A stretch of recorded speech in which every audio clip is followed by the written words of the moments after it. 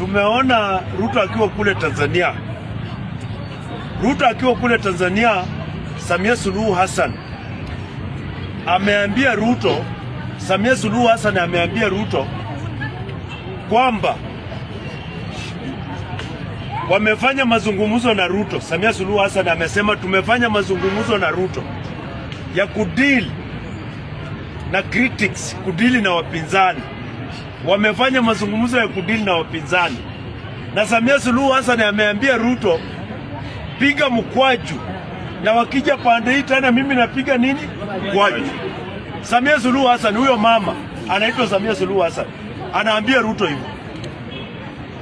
Anaambia Ruto hivyo kwa sababu Ruto saizi ameshamaliza promises hapa Kenya, ametupromise, amelunch.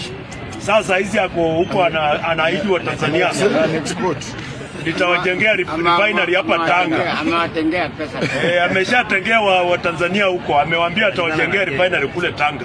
Na sisi tunaambia wa Tanzania huyo ndio mtu ambaye tuko naye. Pia Ruto Samia Suluhu Hassan amkaribishe kule Tanzania. Ruto pia atoe promises huko na launch vitu huko. Sasa tunataka kuambia Samia Suluhu Hassan, sisi ni wa Kenya.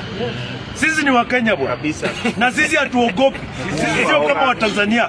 Hapa Kenya rais ni mfanyakazi wetu. Akishindwa na kazi yake. Kenya rais sio boss wetu. Samia Suluhu Hassan na Watanzania wajue. Kenya rais sio boss wetu. Sisi ndio bosses wake. Rais sisi tunamlipa mshahara.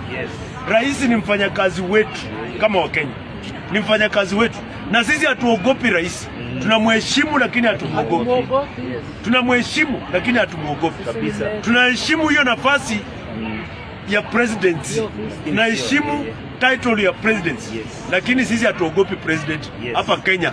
Ule mtu tunaogopa hapa Kenya ni Mungu peke yake. Mungu kabisa.